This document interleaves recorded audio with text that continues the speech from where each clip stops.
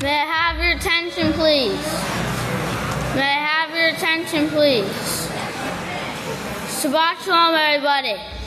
My name is Yisrayl Hawkins, and I'd like to serve you forever as a priest starting very soon.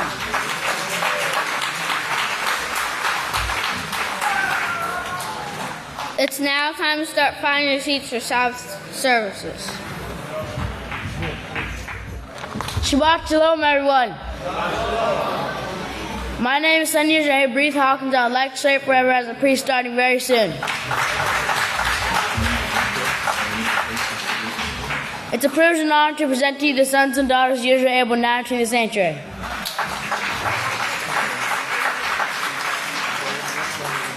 I now present one of the sons of Yisrayl Abel, Abel Hawkins. Shabbat Shalom, everyone. You may be seated. May the peace of Yahweh be with each and every one of you. The title of my speech today is The Tree of Life. The Tree of Life is spoken of from Genesis to Revelations in the Holy Scriptures. You can turn over in your Books of Yahweh to page 2. Page 2 of your Books of Yahweh. It's Genesis 2 and verse 9. And it says, "And out of the ground Yahweh made every tree grow that is pleasant to the sight and desirable for food. The tree of life was in the midst of the garden, and the tree of the knowledge of righteousness and evil was in the midst also." Also, if you can turn over to Proverbs 3 and verse 18. It's on page 498. And it says, "She is a tree of life to those who embrace her wisdom. Blessed are they who hold fast to her." And also, if you can turn over to page 972. Page 972. It's Revelations 2 and verse 7. And it says, "And he who has an ear, let him hear what the Spirit says to the called out ones of the house of Yahweh. To he who overcomes, I will give to eat from the tree of life, which is in the midst of the garden of Yahweh." Now many people long to know what is the tree of life, but are in deception to what it really is. In the 12th book of Israel, chapter 16 and verse 14, Pastor says, look at their stupidity with their Easter eggs and Santa Claus coming down the chimney and bringing presents. It's all lies. It's all deception. And the Pope is holding up a crossbar and saying, "This is the tree of life." It's the furthest thing from the tree of life. It's total death. So we can see that the Pope and his other religions are trying to say that their God worship and traditions are the tree of life. But what is the real tree of life? In the 11th book of Israel, part 1, chapter 3, and verse 23, Pastor says, "I want you to get this in your mind. There are two trees, of course, in the Garden of Eden. There are two trees in the world right now. The house of Yahweh, the tree of life, and the other, of course, is Satan's weapons that she has all over the world." And also in the 4th book of Israel, chapter 25 and verse 111, Pastor says, Genesis 2:9, "And out of the ground Yahweh made every tree grow that is pleasant to the sight and desirable for food, the tree of life." What was that tree of life? Do you think it was an apple tree that he set before man? You know, in Revelation it tells you what it is, as well as all throughout the scriptures. He says, "You do this and you will live." The laws of Yahweh are the tree of life that he set here. So Pastor explains that the tree of life is the house of Yahweh in Yahweh's 613 laws. You can turn over to Deuteronomy 23 or 32. Deuteronomy 32. It's on page 175 and verse 46 and 47. And it says, "He said to them, 'Take to heart all the words I have testified among you this day, so you may command your children to carefully observe and do all the words of this law. These are not just idle words for you. These laws mean life. These laws mean life. And Yochanan 6:63 tells us that it is the Spirit that gives life. The flesh is useless. The laws that I speak to you, they are spirit, and they are life everlasting. In Yochanan 1, verse 1 through 4, it tells us that Yahweh has a plan for mankind. In this plan is eternal life. This plan has 7 works or eras. Each era had a tree of life, a house of Yahweh, to teach the people Yahweh's laws. We are in the 7th era, the finishing work of Yahweh's plan. We are in the last days spoken of by the prophets Isaiah and Micaiah, the house of Yahweh. The house of Yahweh, the tree of life, has been established. If you can turn over to page 531 in your Books of Yahweh, page 531, it's Isaiah 2, verse 2. And it says, "It will come to pass in the last days that the mountain promotion of the house of Yahweh will be established in the chief of the nations and will be raised above all congregations, and all nations will eventually flow to it." And for your notes, Micaiah 4:1 tells us the same thing. The tree of life is none other than the house of Yahweh and the laws of Yahweh. This is the only tree of life. If you can turn over to page 985. Page 985. It's Revelations 22, verse 1 through 2 and 17. And it says, "And he showed me a pure river of water of life, clear as crystal, proceeding from the throne of Yahweh and the Lamb. In the middle of its street, on either side of the river, was the tree of life, which bears 12 fruits and yields her fruit every moon. And the leaves of the tree were for the healing of the nation." And verse 17 says, "And the Spirit and the bride say, Come. And let him who hears say, Come. And let him who is thirsty come. And whoever will, let him take of the water of life freely." So come to the tree of life, the house of Yahweh, in Abelin, Texas, and take of the water of life freely. And with that, if you all please stand, I'll turn over to the next speaker, Yeshaya, for prayer.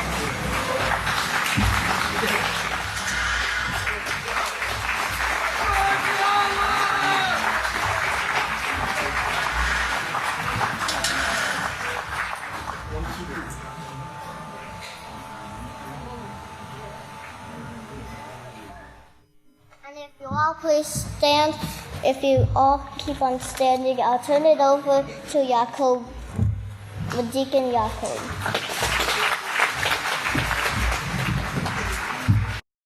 Praise Yahweh. Y'all may be seated. It's a great honor to stand before the called out ones and speak. May Yahweh bless your understanding. I'd like everybody to turn over to 1 Corinthians chapter 14 and verse 1. The title of my sermonette here is "A Prophecy Sure to Come, the one whose feet stand on the sea and on the earth." If we turn over to 1 Corinthians 14 and verse 1, the topic there is spiritual gifts, and it reads, "Strive for love and be zealous for spiritual gifts, but especially that you may prophesy." And if you look over there at the side note W2, this means understanding and applying the scriptures.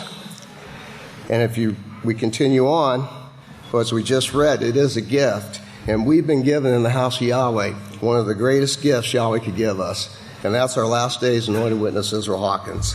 And he does have great understanding concerning the scriptures. Would you all please turn to Revelations chapter 10, verse 1. It's found on page 977. "And I saw another mighty mallet come down from heaven, clothed with a cloud, and a rainbow was upon his head, and his face was as it were the sun, and his feet as pillars of fire. I'd like everybody to compare that with Revelations chapter 1 and verse 13. And it reads, "And in the midst of the seven-lamp lampstand, one like the Son of Man, clothed with a garment down to his feet, and a girdle of gold about his chest. The hair of his head was as white as wool and white as snow, and his eyes were as a flame of fire, and his feet glowed like bronze, which had been fired in a furnace, and his voice sounded like many waters." If we can look at the two comparisons about the face, Pastor's face shining as the sun. Here's Yeshua's eyes as a flame of fire. Pastor's clothed with this rainbow. Yeshua's clothed with this righteousness. And both of their feet were explained as feet on fire. Pastor's as pillars on fire, and Yeshua's as as bronze coming out of a burnt, fired furnace. Let's go back over to Revelations chapter 10, verse 2. Revelations chapter 10, verse 2, and it reads, talking about this mighty Malach, "And he had a little book opened in his hand, and he set his right foot upon the sea, and his left foot upon the earth." Pastor explained a couple of weeks ago when I talked to him about this, that this sea and this earth is Revelations chapter 13. And it really got me thinking, and I went back and I started doing some research. And, the first thing that came to my mind, as we've been taught over and over again, that the word sea was waters, and that the waters is Revelations chapter 17. So would everybody please turn there? Revelations chapter 17, verse 1.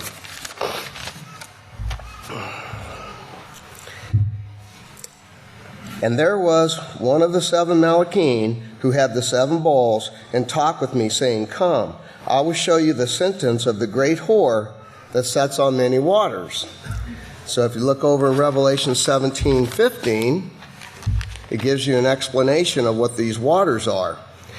"And he said to me, The waters which you saw, where the whore sits, are peoples, multitudes, nations, and languages." So we know that the waters is basically all the nations, all the people, everybody involved in the earth at this time.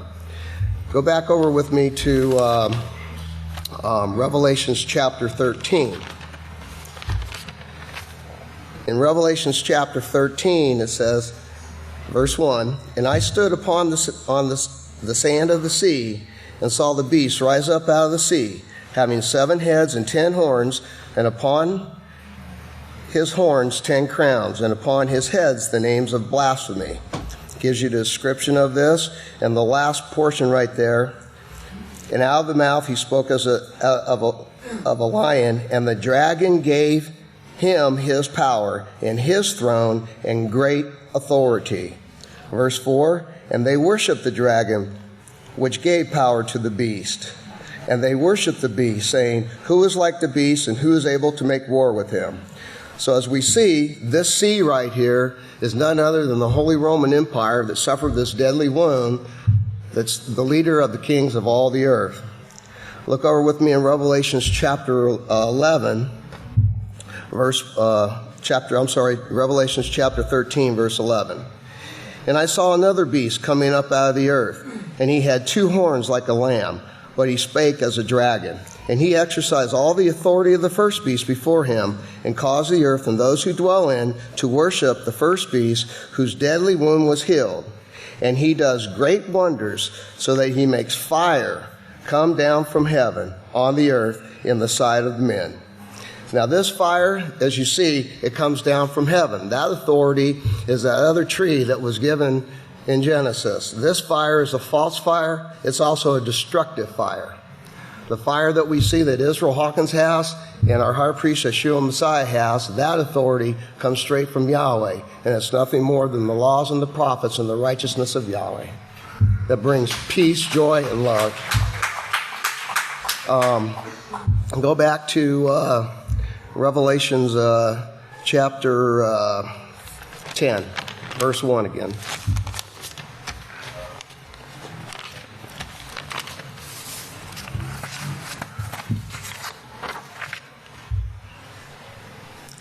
Revelations chapter 10, verse 1 says, "And I saw another mighty mallet come down from heaven, clothed with a cloud." And if we can refer to that cloud, we know, like in the book of Hebrews, chapter 12, verse 1, that we are surrounded by such a great cloud of witnesses, those who are testifying to these prophecies and these things occurring here in these last days. And pastors ask us to all stay strong, and we're going to be able to give this testimony as a witness from what sin brings throughout all eternity. If you look at over on Revelations 10:2 again, Revelations 10:2, "And he had a little book open in his hand, and he set his right foot upon the sea and his left foot upon the earth." When I was looking up this word foot, it was really, really, really interesting.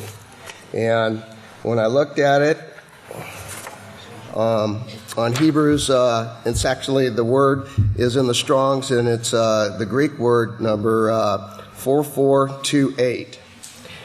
And it says, a foot, or a footstool, a person in motion.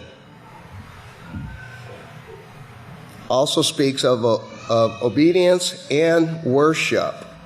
It also speaks about this one of scornful rejection. Just as they rejected Yeshua Messiah and his disciples, so also has these nations rejected our pastor and overseer and the house of Yahweh. If you look in the Hebrew, it comes from word 7272 underneath footstool, and it says, be able to endure a journey, times. Also comes from the Hebrew word number 6471, which means pedestal, to stroke, like to strike an anvil, or like a mallet, like a judge would take his thing and say in a court of law, the decision is final. So who do we go to? We ask at Abel, we go to the judge concerning the sentence and the matter, and he will give us an answer. This word brought me to think about this word footstool. So I went over to Revelations chapter 3. And if we looked at Revelations chapter 3, we can go to verse 1, I believe. Revelations chapter 3, verse 7. "And to the Malach of the congregation of the house of Yahweh in Philadelphia, write these things, says he who is holy, he who is true, he who has the key of David, he who opens and no man shuts, and shuts and no man opens."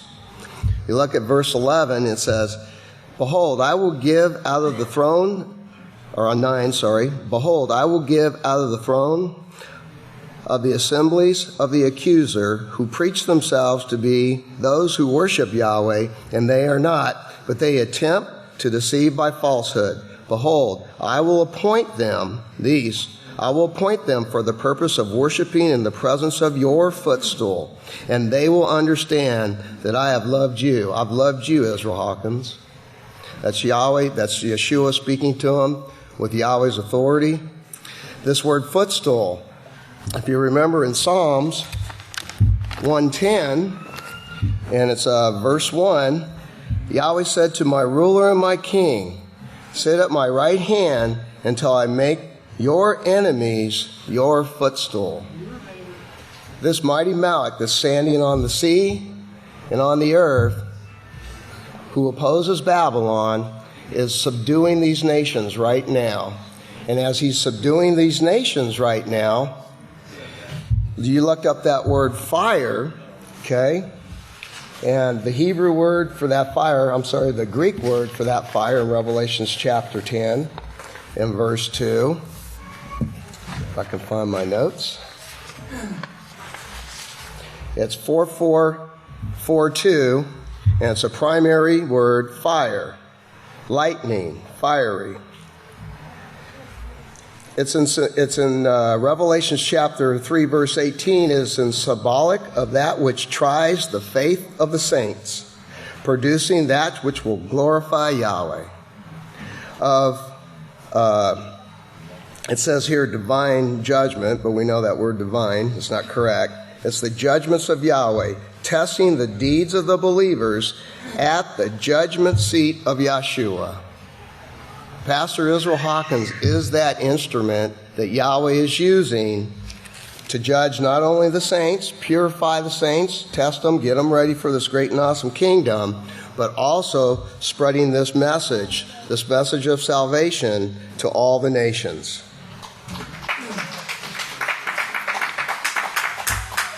You also remember from Revelation chapter 11, I have loved you. If you, in the footstool. They'll come worship before Pastor and his footstool. Romans 10:15 reads, if you want to go there real quick, we've got time.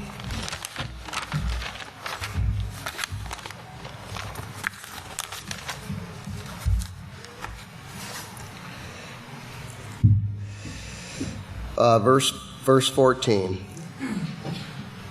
Well, verse 15. How can they preach unless they are sent? As it is written, how beautiful are the feet of those who preach the message of peace, who bring glad tidings of righteous things. And that's all we get is righteous things here taught at the house of Yahweh through our pastor and overseer. You can't go wrong if you listen to them. There's no way.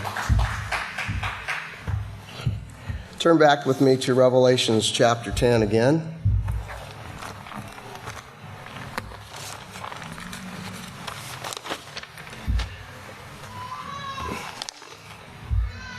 Revelation chapter 10, and look at verse 3. And he cried with a loud voice as when a lion roars. And when he had cried, 7 thunders had uttered their voices. Boy, I'm waiting for Pastor to explain this one. And when the 7 thunders had uttered their voices, I was about to write. Yachanan was about to write. But I heard a voice from heaven saying to me, seal up those things which the 7 thunders uttered, and do not write them. We're just going to have to wait for Pastor to expound on these things. Praise.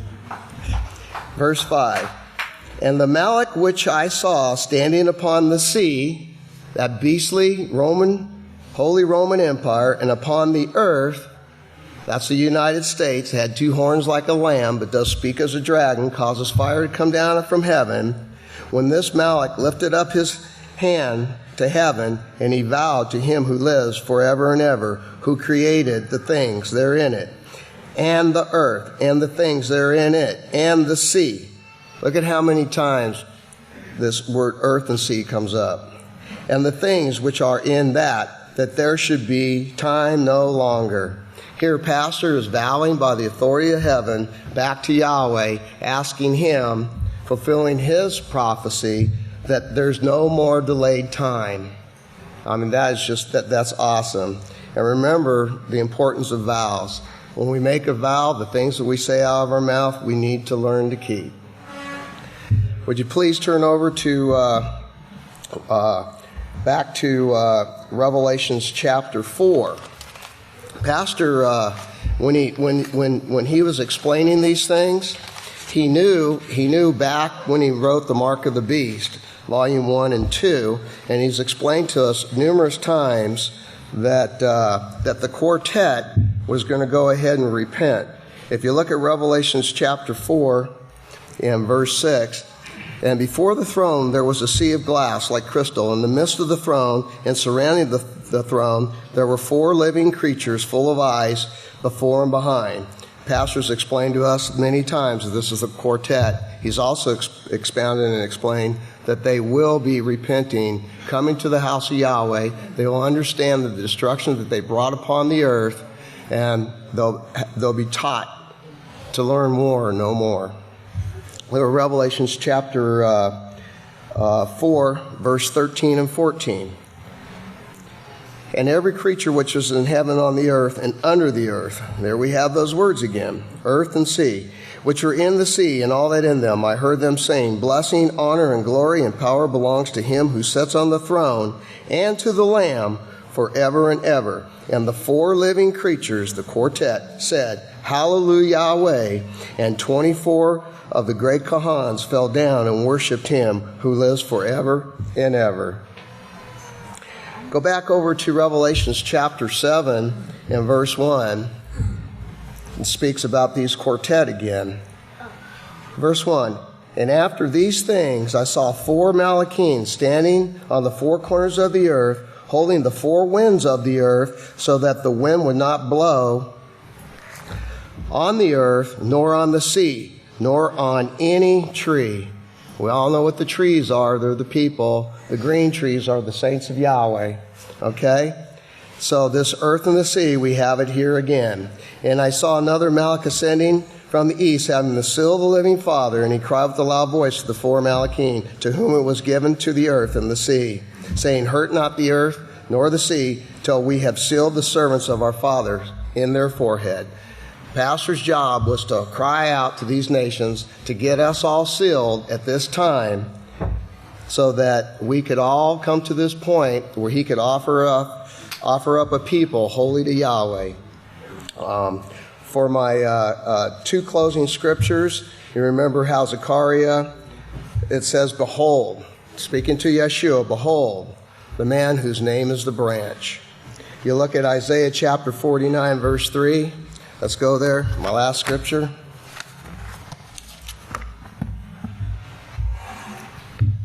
And he said unto me, You are my servant, O Israel, through whom I will be glorified. And let that be so. These prophecies are sure to come to pass, and that judgment is going on right now, and hopefully soon the house will be continued to be lifted up. Yisrayl Hawkins will lead these nations into the proper judgment, and then we'll be restoring the waste places again. May Yahweh bless your understanding, and I'll turn it over to Deacon Eshman. Praise Yahweh.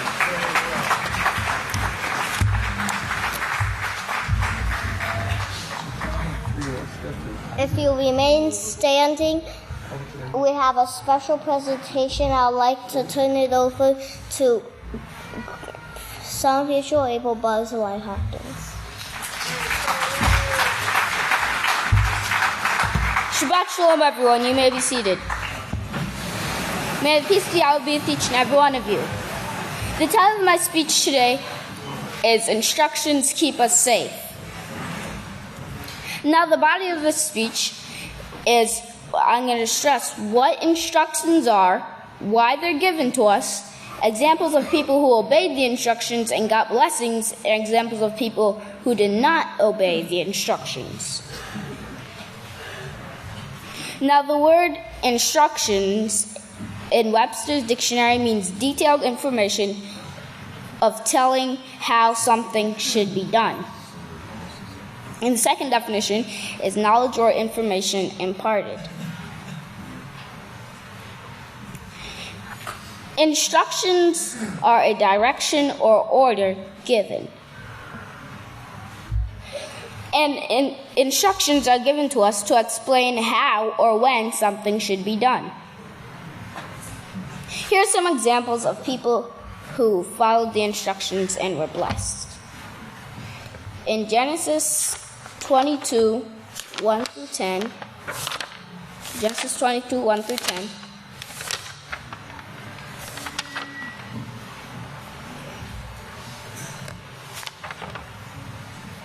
found on page 16. Verse 1 says, Now it came to pass after these things that Yahweh tested Abraham and said to him, Abraham. And he said, Here I am. And he said, Take now your only son, Isaac, whom you love, and go to the land of Moriah and sacrifice him as a burnt offering. On one of the mountains of which I tell you. So Abraham rose early in the morning and saddled his donkey and took his 2 young manservants with him and Isaac his son. And he split the wood of the burnt offering and arose and went to the place which Yahweh had told him. Then on the 3rd day, Abraham lifted his eyes and saw the place afar off. And Abraham said to his young manservants, "Stay here with the donkey. The young man and I will go yonder and worship, and we will come back to you." So Abraham took the wood of the burnt offering and put it on Isaac his son, and he took the fire in his hand and a knife, and two of them went together. And Isaac spoke to Abraham his father, saying, "My father." And he said, "Here I am, my son." And he said, "I see the fire and the wood, but where is the lamb for a burnt offering?" And Abraham said, "My son, Yahweh will provide for himself a lamb for a burnt offering." And the 2 of them went on together. Then they came to the place which Yahweh had told him. And Abraham built an altar there in the place, and the wood in order. And he bound Isaac his son and laid him on the altar on top of the wood. And Abram reached out his hand to take the knife to slay his soul. But the Malach of Yahweh called to him from heaven, saying, and said, "Abraham, Abraham." He said, "Here I am." And he said, "Do not lay your hands on the young man, nor do anything to him. For now I know that you reverence Yahweh, seeing you have not withheld your son, your only son, from me." Now Abraham lifted his eyes. Then he lifted his eyes and looked, and there behind him was a ram caught in a thicket by its horns. So Abraham went and took the ram and sacrificed it for a burnt offering instead of his son. Because Abraham was obedient and was willing to sacrifice his only son, Yahweh provided him with a ram as a burnt offering and not his son.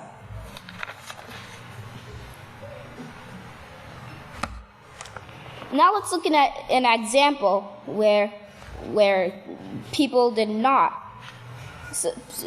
2 men did not obey the instructions and ended up losing their lives. If you'll turn over to 1 Samuel 2:12. It's 1 Samuel 2:12 through 18, found on page 224.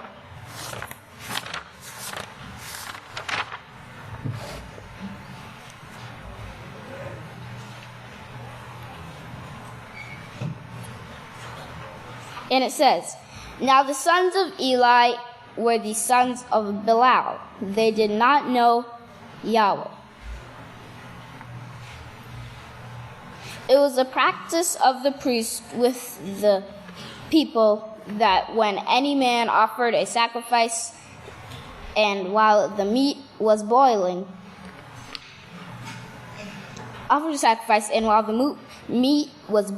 the priest's servants would come with a 3-pronged fork in his hand. Then he would thrust into the skillet, kettle, cauldron, or pot, and the priest would take for himself whatever the fork brought up. This was how they treated all the Israelites who came to Shiloh. But even before the fat was burned, the servants of the priests would come and say to the man who was sacrificing, "Give the priest some meat to roast. He will take boiled meat from you, but raw."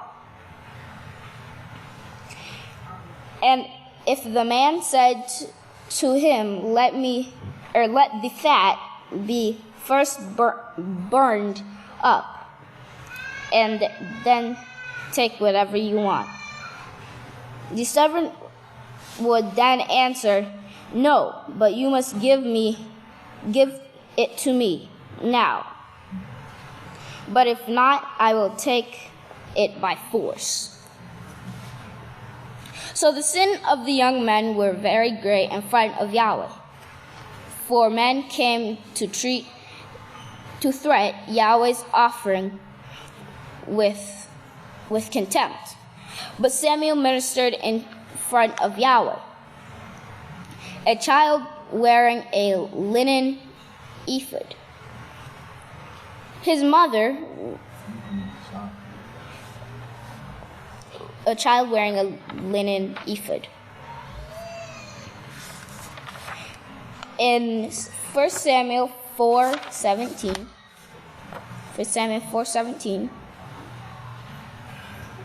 it says, "So the sin of the young men were very great in front of Yahweh."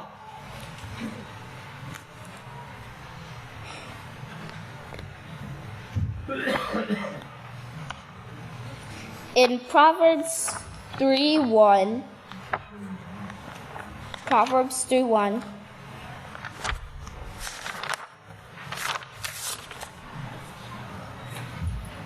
it says, "My son, do not forget my law, but take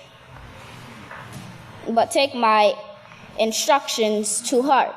For length of days and long life and peace they will add to you."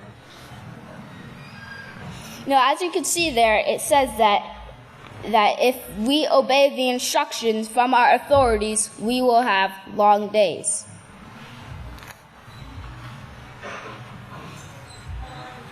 In Proverbs 4:10,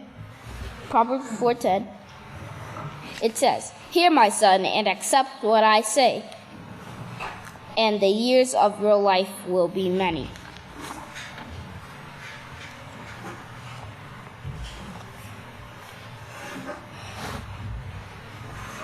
And because the priest's sons, the priest's sons who ate the raw meat, because they ate the lifeblood, or the blood that was in the meat, the raw meat, the lifeblood, they died.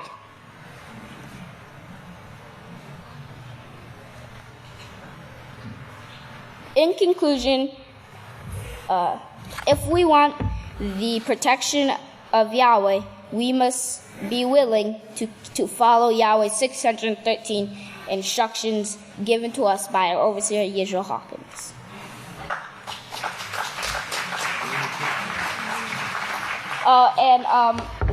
Last week,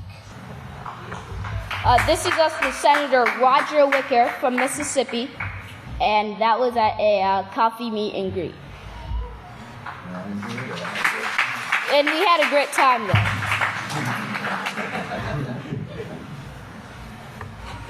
So with that, if you all please stand, I'll turn it over to Son of Yisrael, Deacon Buffalo Bill. Shabbat Shalom, everyone. You may all be seated. May the peace of Yahweh be with each and every one of you. My title today is Teach Your Children How to Live in Peace. Now, for many years, society has put focus on what type of car you drive, what color hair you have, what your height is, what your weight is, and what your facial features are. But there's no focus on character, especially not on teaching character. But in the house of Yahweh, we don't do that. We don't focus on the superficial and shallow things. Praise Yahweh. In the house of Yahweh, we teach the laws of Yahweh, the Peaceful Solution Character Education Program, which is the only way to teach the laws of Yahweh.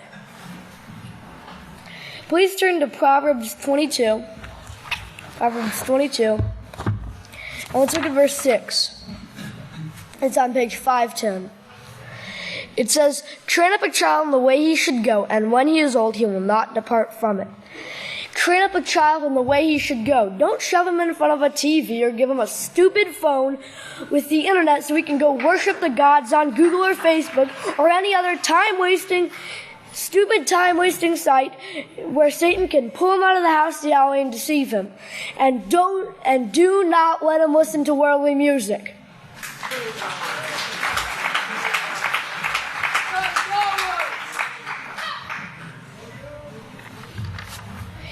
Teaching our children is so important. Pastor has said it over and over. He said, get with your children. Teach your children. Get with them and learn with them. In the world, all the children are taught is war and fighting. Now we see fights on the street, and men so crazy, they don't even care. It's the non-caring attitude that they have. They're stupid enough to point a gun at a 5-year-old and think it's funny. They laugh at it. The only solution to these problems is the laws of Yahweh, the Peaceful Solution Character Education Program. That is the only solution. From the age of 5 out in the world, they're taught that war is the only answer.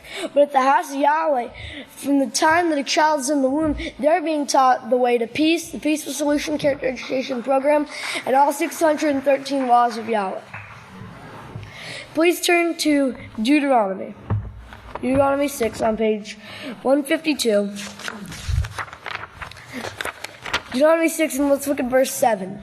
"And you must teach them diligently to your children, and talk about them when you sit in your house, when you walk on the road, when you lie down, and when you rise up." And please turn to Deuteronomy 31, verse 19 on page 174. "Now this perfect law, therefore, is written for you. Teach it to the children of Israel. Teach it put it in their mouths, so I have this perfect law bearing witness for those who reverence Yahweh." This became very evident to me on our recent trip to Washington, D.C. We were passing out flyers near the Supreme Court in Capitol Hill area, and within a few yards of our vehicle was where the incident occurred involving the man with the pickup truck who had claimed he was exposed to anthrax. Here we were petitioning our government to put character education into the schools, and there we witnessed a very desperate man who thought he could solve his problem of being exposed to anthrax by driving up on the national lawn. Well, if this man had the opportunity to be trained in the Peaceful Solution Character Education Program, he would have learned that ownership, respect, asking, self-control, and do not steal are the answers to the problems we all face. These are the basic principles that teach morality and stop a problem before it arises. From our last scripture, please turn to 1 Timothy 1. Page 933.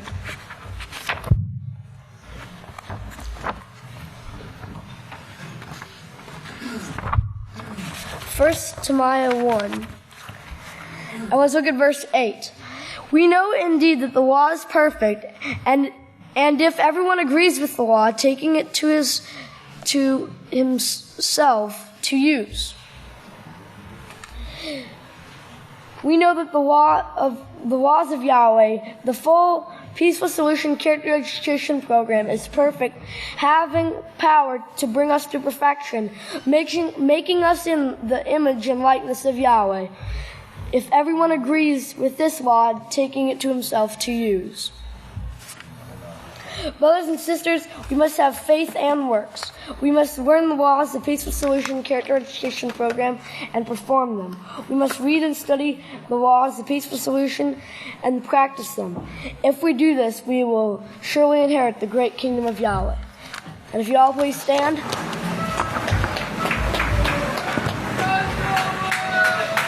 It's my great honor and privilege to present to you one of the great sons of Yisrayl, Abel, Yisrayl Hawkins.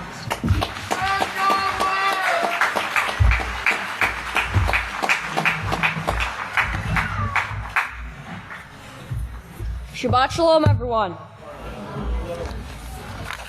You may be seated. May the peace of Yahweh be with each and every one of you.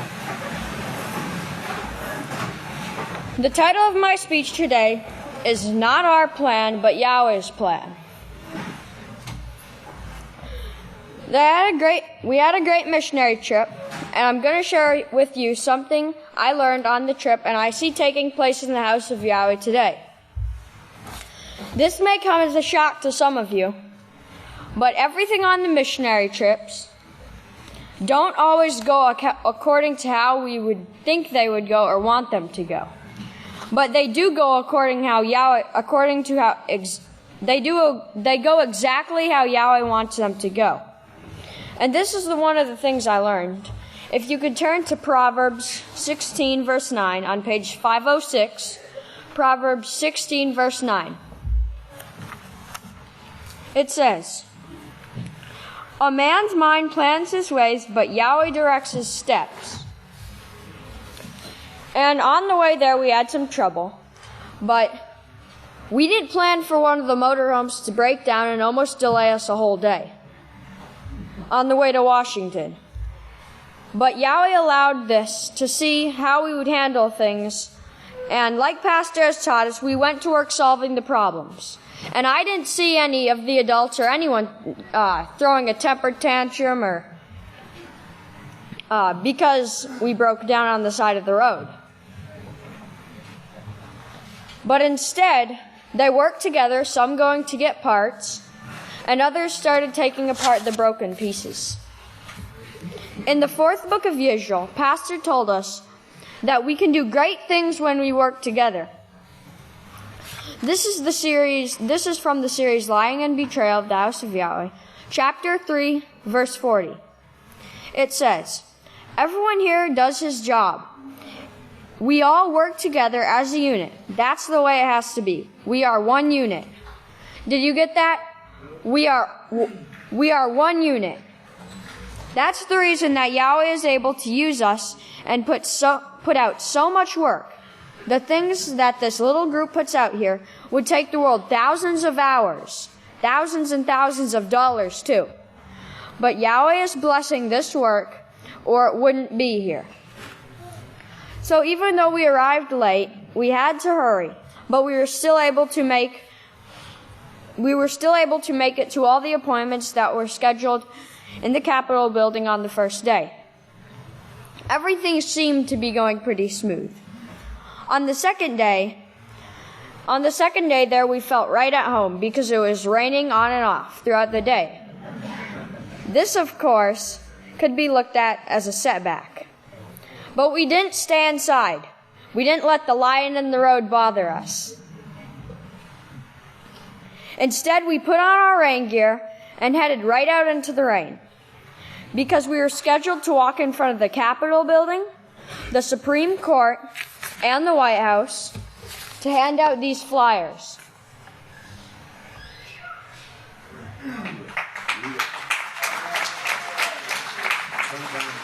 It says, "Character education solves problems in advance. Help us put character education in all schools. Sign our petition."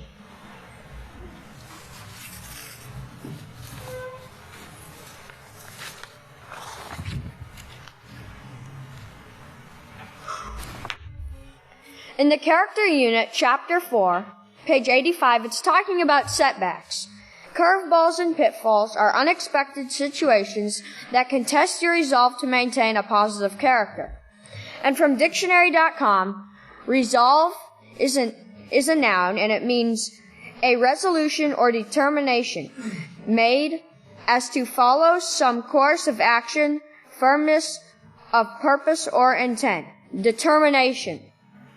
So since the rain didn't hinder us from doing the work of Yahweh, that day, a new, completely unexpected situation came upon us. It was around 2 o'clock in the afternoon on the second day, and we were heading to our vehicles to get some food for lunch and take a restroom break.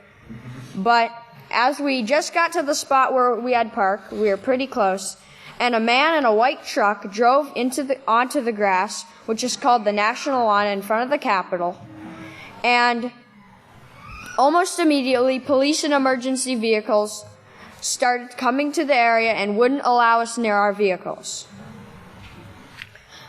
The man was the same one we saw on the news last week, who told the police he had been exposed to anthrax and had anthrax with him in his truck.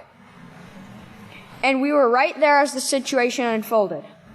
Unable to get our vehicles, unable to get lunch, unable to leave. By the time we could get back to our cars, 5 hours had passed. It was now nighttime and we were very hungry. All these setbacks that Yahweh allows to take place to see if we really practice the peaceful solution.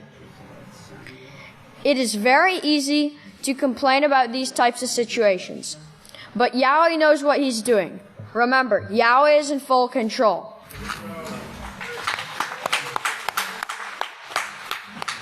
Please turn with me to Philippians. Philippians 1:6 on page 921. Philippians 1:6 on page 921.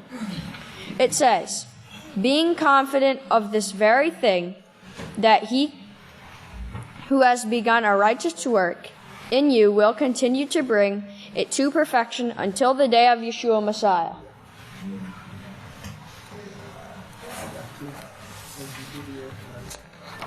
Now I'm going to read a quote from the second book of Yisrayl, chapter 9, verse 88. It says, in Revelation 20, He shows you about the books of the law that are opened. This is how you are judged. Out of the books that Yahweh opens, He's going to the book of life to see if your name is written there, to see if you qualified for the priestly families. That is going to be a joyous moment, as I painted for you during the feast. It's well worthy any punishment or testing that you have to go through now to be at that great marriage supper. There are little troubles you have to go through now to prove yourself fit, to show that you can overcome and work together without strife, bitterness, and hatred building up within you. Yahweh shows that you will be judged by these laws. Praise Yahweh. And with this, I'd like to turn it over to son of Yisrayl Abel, Yisrayl Hawkins.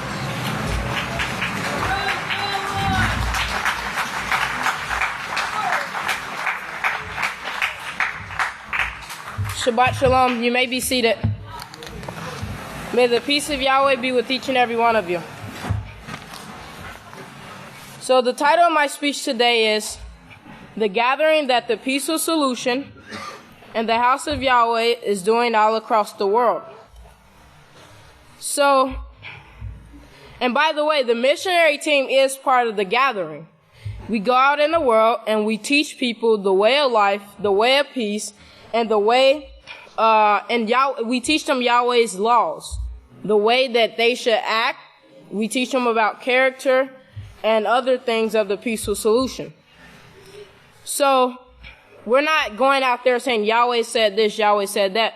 But on May 16th through May 19th, the peaceful solution went to Washington, D.C. And I'll show you what we want to do. If you can turn over to Acts 2:17, and it's on page 841. Acts 2:17, 841.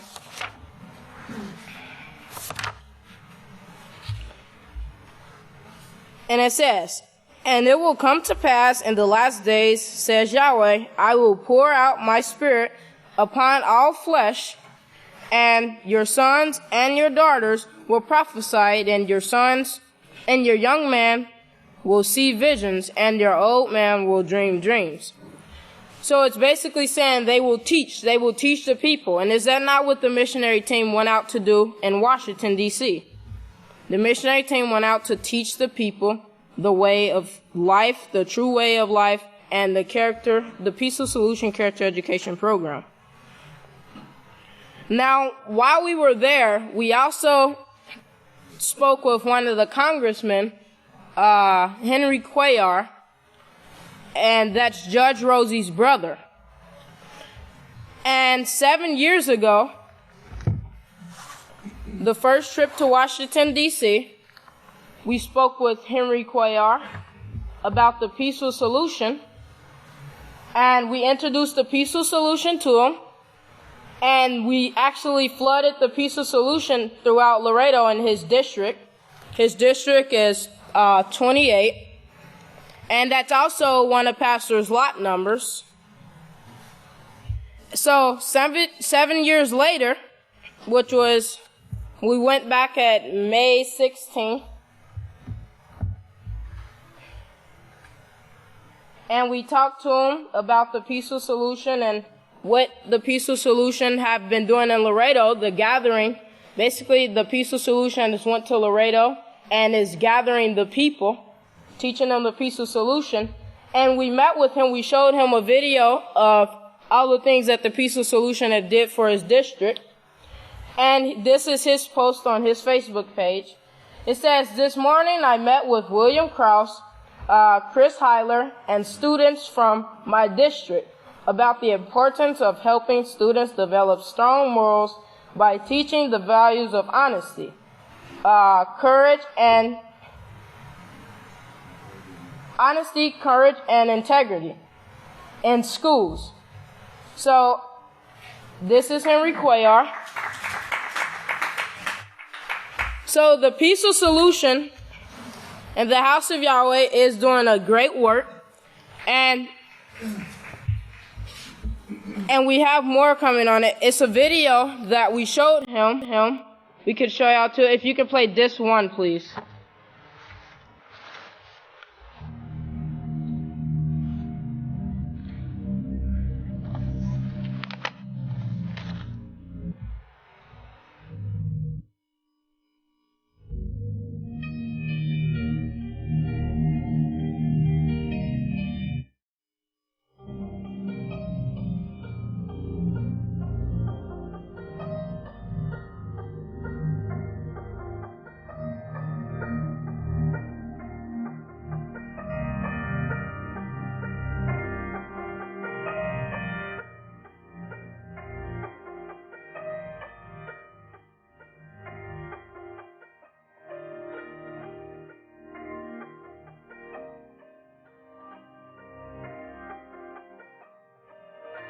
When they arrived to my school and did a presentation, it was phenomenal.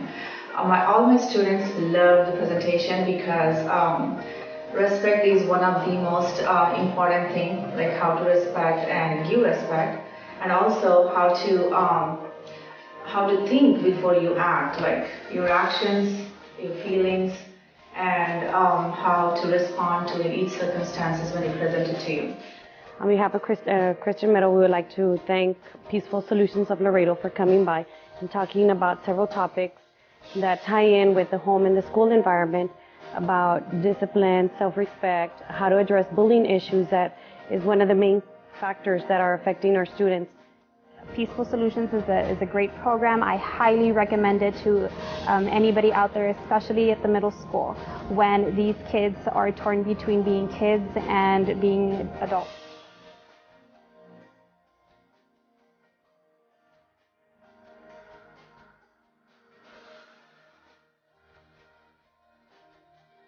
We don't know what else to do. You know, we've tried everything and we just can't see a change. And that's where Peaceful Solutions comes in for us. And I think that it is a wonderful opportunity for us to then say, well, you know what? There is this program in our community.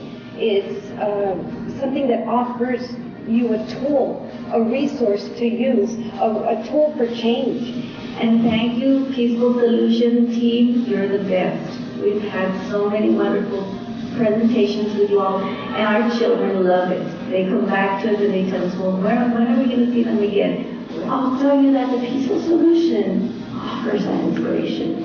It is the perfect book to bring forth the inspiration that people lack, to bring moral character into their lives.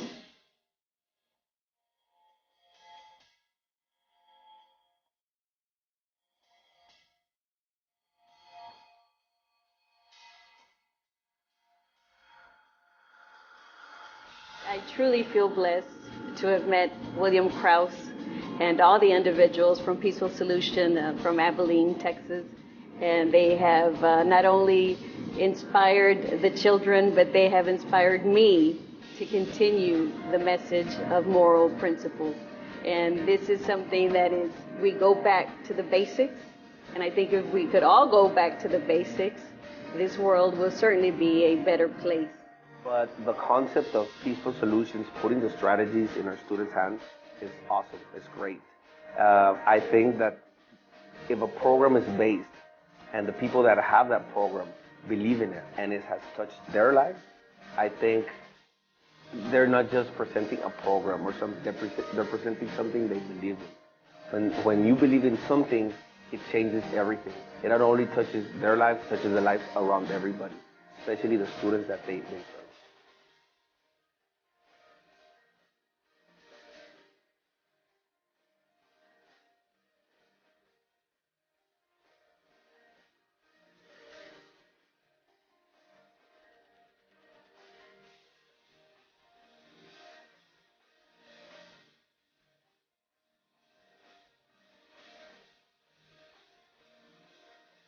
I want to tell you about what we have done here in Nuevo Laredo and how we got together with Peaceful Solutions. That is a great organization that helps people, children, teachers to have better possibilities of doing great in their life and especially having peace in their world.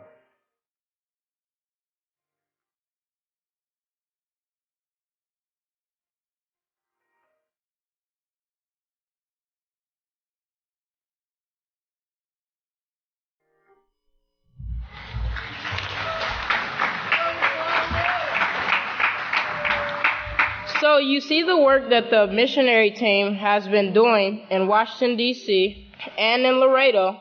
And when we gave Congressman Cuellar that video, you could see his eyes got big and he was like, who is that woman? Judge Rosie. Because he said, that's my sister.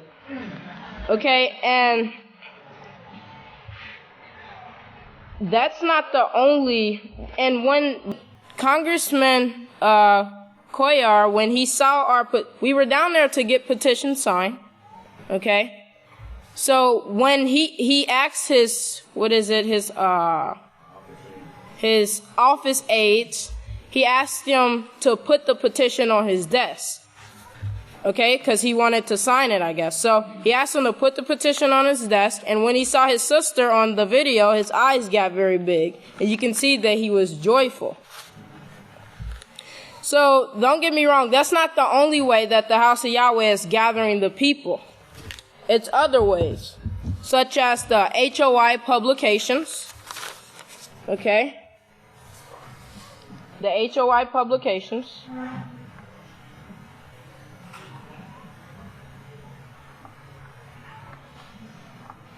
Okay? The Book of Yahweh, the Holy Scriptures, the Study Guide, the Book of Israel, Volume 1 through 14, the Children's Edition, the Book of Israel, Volume 1 through 5, the Prophetic Word Magazine, and the Yahshua Pre-Exists, the Peaceful Solution for All Nations, and the End, the Birth of the Nuclear Baby. So the list goes on and on. You can see that the House of Yahweh is doing a tremendous work, and he's gathering the people today.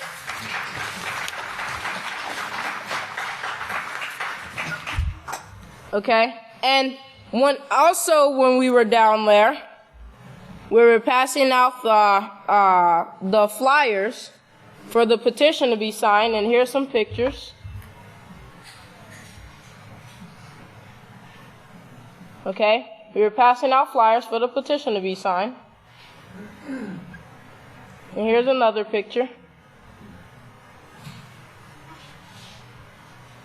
And so while we were passing out the flyers, a man who we had just saw yesterday, he was with the Associated Press. The day before, he was with the Associated Press, and he came up to us because we had just gave him a flyer the day before. He came up to us and he said, "Hey, weren't you guys passing these flyers out yesterday?" And we told him yes. And he said, "This is a great thing that you guys are doing." And he told us about how he was already late for what he was supposed to be doing. So he told us he was already late. But he said he would take his time out for us because what we were doing was more important than anything else in Washington, D.C. And then he sat there talking to us for about 10 or 15 minutes, and he also went on about how his parents taught him about character and morals, and it really helped him get through a lot of hard things in his life. Okay, and he said that we really need the peaceful solution in our schools. So if you can turn over to Revelations 11:8-9, Revelations chapter 11, verses 8 and 9. This on page 978.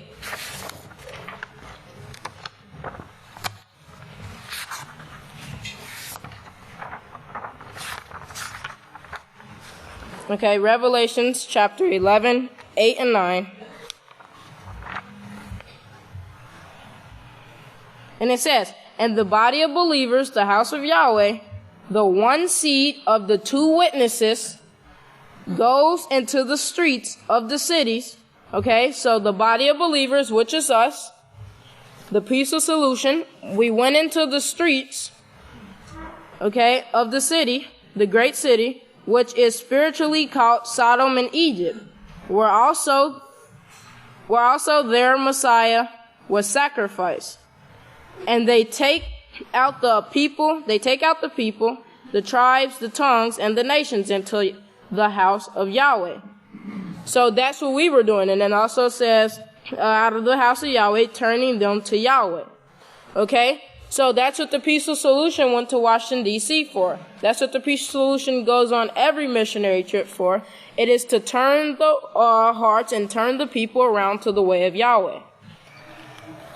Okay, and the way of Yahweh is not murder this person, hurt your neighbor. The way of Yahweh is peace, joy, and abundant living. The peaceful solution character education program is the way of Yahweh, and it's the only way that would bring peace. So the man we were talking to, as we were talking, we were actually turning the man around to the way of Yahweh. Okay, and I have a quote from the Yisrayl Hawkins says. Okay, and it's I have a quote from the Yisrayl Hawkins says. No, first let's go to Isaiah 2:2. It's on page 531. Isaiah 2:2, and it says, "It will come to pass in the last days that the mountain promotion of the house of Yahweh will be established in the chief of the nations, and will be raised up above all congregations, and all nations will eventually flow to it." And I have a quote from the Yisrayl Hawkins says, the 13th Book of Yisrayl, Part 1, Chapter 19, verse 38, "Well, lo and behold, in the last days the house of Yahweh had been established, it's reaching the world with the peaceful solution character education program. And this program, people are seeing it, and they are saying, you know this will work. This will bring peace. This right here, this is what we need. So they want it in the prisons. Well, we put it in the prisons. We got we get great results. We put it in the schools, and lo, the teachers of 14 years of senior, the teacher of 14 years, a senior teacher of 14 years said, "This is the first time that I can actually say that there is no stealing going on in my classroom." Okay? And that is all because of the Peaceful Solution. So as we can see, the Peaceful Solution Character Education Program really works, and we should keep presenting it to the world. We should keep teaching the way of peace in the Peace Solution Character Education Program. And with that, I'd like to turn over to the next speaker, Son of Yisrayl, Deacon White Buffalo.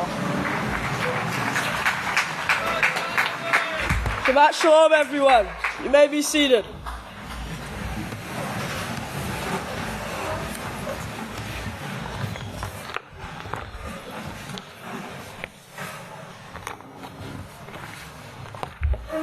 As you probably guessed, I'm going to be continuing in covering Yahweh's laws of hunting and butchering. This will be my third sermon on this subject. And my title is, Why Did Yahweh Create Unclean Animals?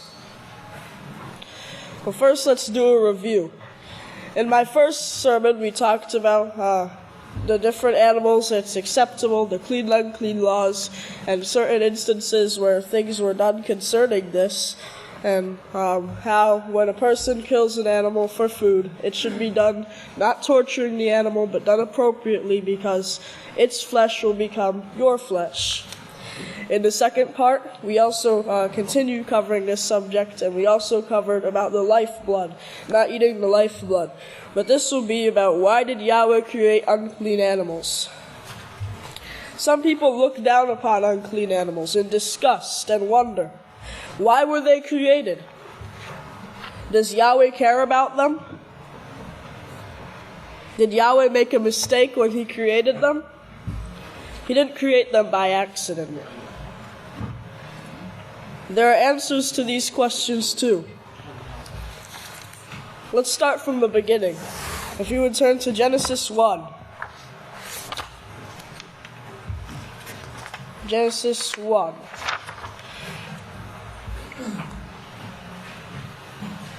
In verse 20 to 25, it says, Then Yahweh said, Let the waters bring forth an abundance of living creatures, and let birds fly above the earth across the expanse of the sky. So Yahweh created a great sea creatures and every living thing that moves, with which the waters abounded according to their kind, and every winged bird according to its kind. And Yahweh saw that it was fitting. And Yahweh blessed them, saying, Be fruitful and multiply, and fill the waters in the seas, and let birds multiply upon the earth. So in the evening and in the morning were the fifth day. Then Yahweh said, Let the earth bring forth the living creature according to its kind, cattle and creeping thing, and the beast of the earth, each according to its kind. And it was so. And Yahweh made the beasts of the earth according to its kind, cattle according to its kind, and everything that creeps on the earth according to its kind. And Yahweh saw that it was right. After Yahweh put all creatures upon the earth, He saw that it was fitting and that it was right. Clean so we may eat, of course, and I covered that in the first speech I gave. In all the creatures Yahweh created and put upon the earth, He showed mercy, kindness, and lots of care. Yahweh did not make any mistake in creating any of His creatures. They were all created for a purpose. They were made to live healthy, enjoyable lives. He made them to perform their duties and enjoy it. For example, the unclean pig and the unclean buzzard are scavengers. They clean up. They enjoy feeding on waste matter, and they help clean up the earth. Likewise, some unclean water creatures, like lobsters and clams and so forth, were made to keep the waters clean from garbage and human waste. That is why oysters clams, lobsters, and crabs are most plentiful, if you notice, where the human waste is dumped. Yahweh made unclean creatures to enjoy their foods, just like He made mankind to enjoy our food. Of course, clean food, because unclean animals, we can't call them food. Yes, in Yahweh's entire plan, He showed His loving kindness, and this loving kindness can be seen in the creation of the smallest to the greatest creature. So the question is, when is it acceptable to kill an unclean animal? If you remember, in my first sermon, I gave some examples of that. Let's turn over to 1 Samuel 17 and verse 34 to 36. This is only one example. 17 verse 34 to 36, it says, "But David said to Shaul, 'Your servant has been keeping his father's sheep. When a lion or a bear would come and carry off a sheep from the flock, then I would go after it, strike it, and kill it. Your servant has killed both lion and bear, and this uncircumcised Philistine will be just like one of them, seeing he has challenged and defied the armies of the living Father.'"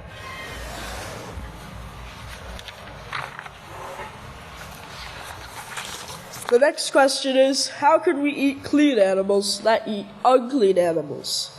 Yahweh designed clean animals to have a particular digestive system which filters out poisons that may be harmful to mankind. For example, the chicken has a crop and a stomach which filters out any parasites or any things it may have ingested, poisons.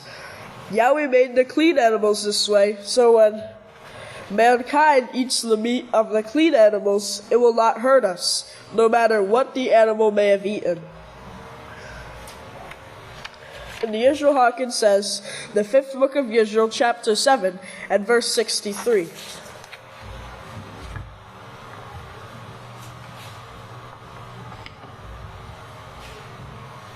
It says, he made this statement to me, "All foods are unclean now." I said, "That is true, but there are things you can get from pork that you don't get from beef. If beef is properly koshered, for instance, trichina cannot live in beef or sheep, but they can live in pigs and humans. That means humans have things in their bodies that will support the family life of the trichina, but they can't live in cattle or in chickens. They can't even get through into the meat of a chicken. A chicken could eat a handful of trichina and it would never get through the craw of the chicken. They would be ground up and destroyed. Only the best would cipher through this.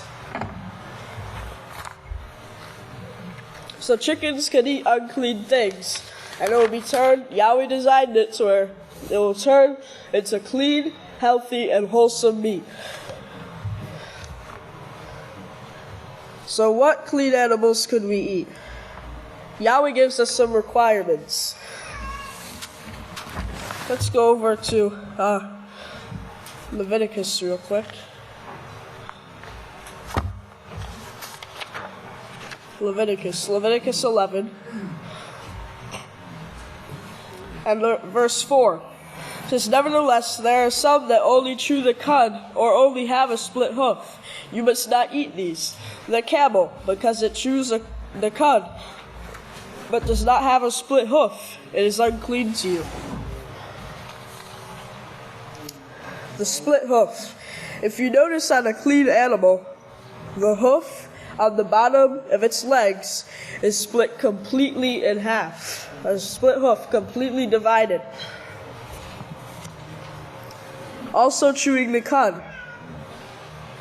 After the animal grazes and swallows its food, it stores its food in its first stomach. After the animal has finished grazing and is relaxed, it brings this food back into its mouth, where it rechews it for a longer period of time. The animal then swallows the food again, and the food passes to the animal's second stomach, where the animal then uses the food to obtain nutrients. Now, these we may not eat. The scriptures say the animals which chew the cud and have a split hoof, chew the cud and have a completely divided split hoof, are clean to be eaten. If an animal only has a split hoof, or only chews the cud, but not both, the animal is therefore unclean. It cannot be eaten. For example, the pig has completely divided split hoofs, but it does not chew the cud, so it is unclean. Horses graze, but do not have completely divided hooves, so they are also unclean. Only animals that chew the cud and have a completely divided split hoof are clean to eat. Yahweh gives us dietary laws. Yahweh's dietary laws are about clean and unclean animals. Knowing which animals are clean will prevent us from eating unclean foods which defile our bodies. Yahweh gave his dietary laws for our own benefit, so we don't get parasites into our body. Yahweh created some things clean so we may eat, and some things unclean, which man cannot eat. The clean foods are animals which are physically and chemically fit and can be eaten for man's benefit. A clean animal has a special digestive system designed to filter out things that can be harmful for us to eat. An unclean animal, believe it or not, does not have this special digestive system. So it was not made for man to eat. The keeping of Yahweh's dietary laws can prevent mankind from suffering many diseases and illnesses. Yahweh knows what is best for us. With all the animals Yahweh has created, how can we tell which are clean and which are unclean? There's plenty of animals. So, in Leviticus, it names some four-footed beasts that are clean and may be eaten, and some which are unclean and cannot be eaten. In Leviticus 11, at verse 2 to 4, it says, "Speak to the children of Israel, saying, These are the animals you may eat among all the beasts upon the land. You may eat any animal that has a split hoof, completely divided, and which chews the cud. These you may eat. Nevertheless, there are some that only chew the cud, or have a split hoof. You must not eat these. The camel, because it chews the cud, but does not have a split hoof, it is unclean to you." In Deuteronomy 14, in verse 6 to 7. Deuteronomy 14, in verse 6 to 7.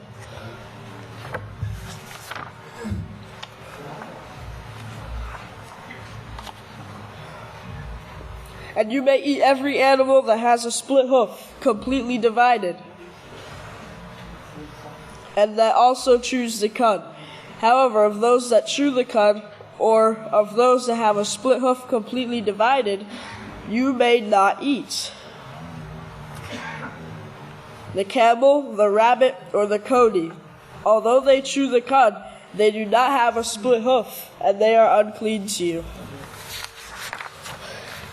In conclusion, please remember that when we listen to Yahweh's laws and we don't eat these unclean animals which defile our bodies, we are doing what Yahweh knows is best for us. We are keeping his law, and in turn, we will not get these deadly diseases. With that, this is all the time I have, and I would like to turn it over to son of Yisrayl, Deacon Yisrayl Hawkins. Shabbat Shalom, everyone. You may be seated. May the peace of Yahweh be with each and every one of you. Today I'd like to continue on some of the numbers.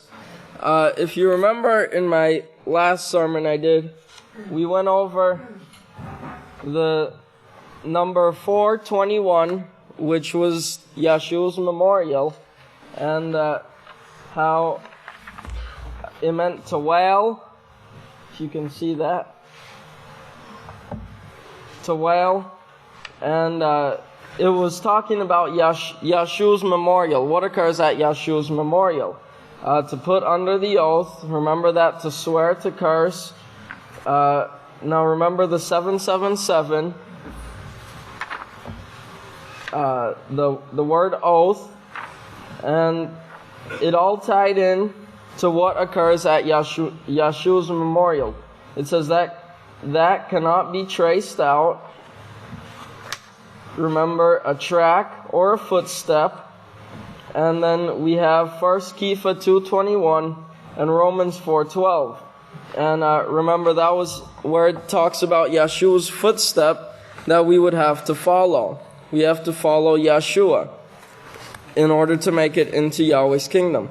Now today, in the Gematria for Yeshua's memorial, the first number I'd like to go over is number 1023. Number 1023.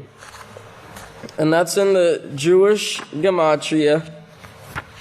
Now, that number 1023 in the Hebrew, 1023 means far. Can you see that right there? Far. It also goes to number 4801 in the Strong's Hebrew, and it means a distant place, distance, last, remote place. It also means far countries. Now, if you remember, if you go to Isaiah 2,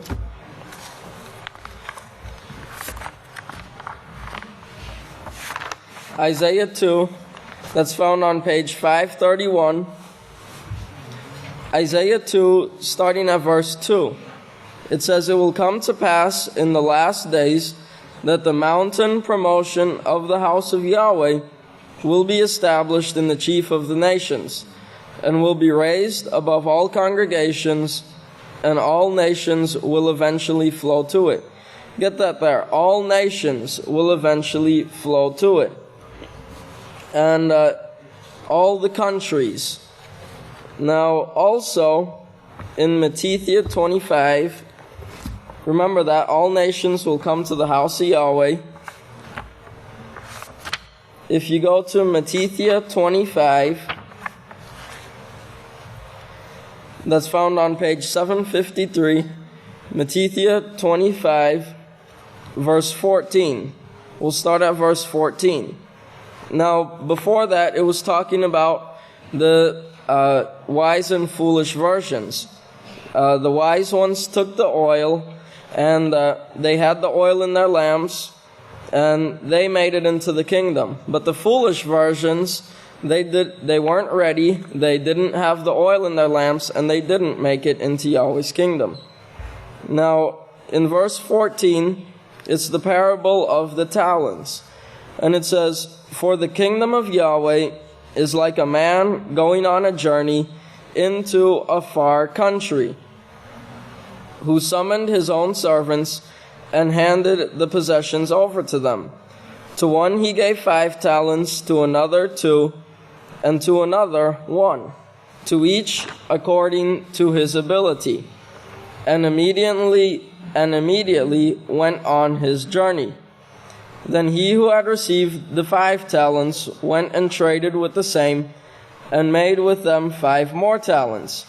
He who had received 2 did the same, and also gained 2 more. But he who had received 1 went out and dug in the earth and hid his ruler's money. Then it says, after a long time, the ruler of those servants came and settled accounts with them. It says, Then he who had received 5 talents came forward and brought 5 other talents, saying, Ruler, you handed me 5 talents. Behold, I have gained 5 other talents above those. His ruler said to him, Well done, righteous and faithful servant. You have been faithful over a few things. I will make you ruler over many things. Enter into the joy of your ruler. And that joy is going to be when we make it into Yahweh's kingdom. Now, then if you skip down to verse 26, or go to 25, it says, So I was afraid, and I went and hid your talent in the earth. Now this is the person who had 1 talent. And it says, See, you have what belongs to you. His ruler answered and said to him, You wicked and lazy servant, You knew that I reap where I have not sown and gather where I have not scattered seed. Then skip down to verse 29. It says, For to everyone who has, more will be given, and he will have abundance. But from him who does not have, even what he has will be taken away. And cast the unprofitable servant into outer darkness, where there will be weeping and gnashing of teeth. So we see that means to study. If we have Yahweh's laws, if we practice Yahweh's laws, we will make it into the kingdom. Now remember that number, 4801. It means a distant place or a far country. And remember, it means last or remote place. Remote place. Now, here in Abelin, they called it a God-forsaken land, a remote place. And God is not here. Yahweh is here. All right? Praise Yahweh. Now, it goes to Isaiah 46, verse 11. Let's go there. Isaiah 46, verse 11.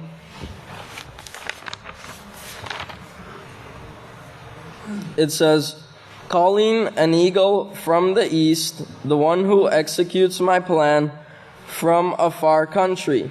Yes, I have spoken, I will bring it to pass. I have purposed, and I will also do it. All right, and remember that from the east. If back in my last speech, we went over how the last number I gave, it was Greek 2240. It means I have come to be present. And now remember that was to be present for Yeshua's memorial. It also means to come upon one of things to be endured. And then if you see here, it means to you that many will come from the east, and that many shall come from the east. And if you remember in the Yisrael Says program, we went over what that meant, from the east. If you see here, that's the 8th book of Yisrael, part 1, chapter 29, verse 82. It says, verse 2, And I saw another Malach from the east. Notice, from the east, having the seal of the living Father. He's going west. If he's ascending from the east, he's going west. Then we tie this with the other prophecies, and we see where the house of Yahweh was established west of the original work, which was Abel. Abel Israel, brought to Abel, Texas. Then also in the 10th book of Yisrael, 10th book of Yisrael, part 1, chapter 14, verse 89, it says, Go back to Isaiah 43, now where he says, I will gather you from the west. Fear not, for I am with you. I will bring your seed from the east, and gather you from the west. This is what they call west. We're standing in it right now. If you put that together with the other prophecies concerning Abelin and Israel, if you go straight west from Abelin, Israel, you'll come to the door of the house of Yahweh in Abelin, Texas. All right, praise Yahweh. So we see in Isaiah 49 or 46, it's from the west or from the east, going west.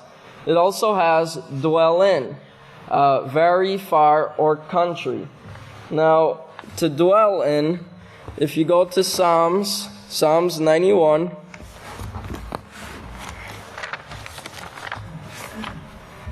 Psalms 91, that's found on page 471. Psalms 91, verse 1. It says, He who dwells in the secret place of the Most High will abide under the shadow of the Almighty. And we know this is the house of Yahweh. The house of Yahweh. Alright, so we will dwell in the house of Yahweh.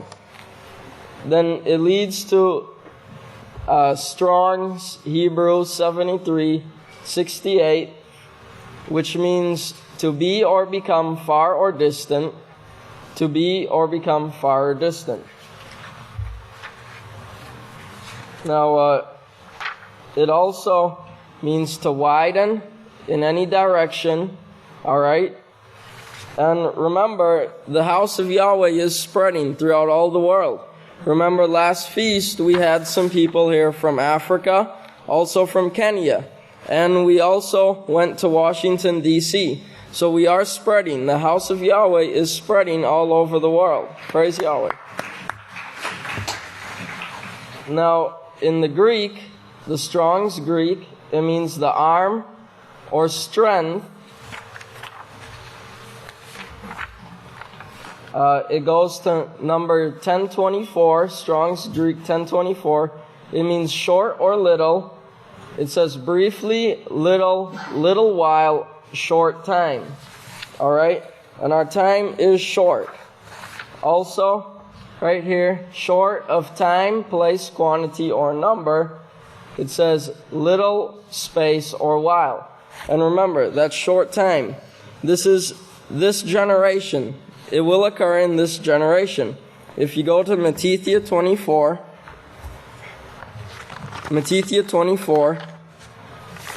found on page 753, Matthew 24, and we'll start on verse 32.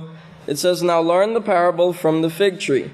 When its branch becomes tender and puts out leaves, you know that summer is near. In the same way, when you see all these things, know that his coming and the end of the ages is near at the very door. His coming is near at the very door. Truly I say to you, that generation will not pass away until all these things are fulfilled." So these things will be fulfilled in this generation. Now, also, in the Gematria, it goes to 1128 in the English, and 1128, Strong's Hebrew 1128, it comes from this word right here, which leads to 1856, Strong's Hebrew 1856, and it means to pierce through, wounded, or stricken. And remember Isaiah 53, Yeshua was stricken. Alright? To pierce, strike through, or to wound. Now in the Greek, Strong's Greek 1128, it means to train, to exercise. It also means skill or endurance. It means to exercise vigorously in any way, either the body or mind. Now let's go to 1 Timothy, or 1 Timaiah 4, 1 Timaiah 4, found on page 934. 1 Timaiah 4, and we'll start at verse 7. It says, "But reject the profane, old wives' fables, that which is delivered by word of mouth, but not within the law of Yahweh. Rather, exercise yourself in holiness. For bodily exercise profits only a little, but holiness is profitable for all things. Holding promise of the life that now is, and of that which is to come." And then the last number in Gematria is number 188. That's simple Gematria, 188. It means woe. That's Strong's Hebrew 188. It means woe. Alright? Now in the April 2016 Prophetic Word Magazine, the Prophetic Word Magazine, page 3, it talks about the word woe. And it says in verse 11, this is talking about Yada 1:11, it says, "The word woe means destruction, brought on by vengeance and retaliation."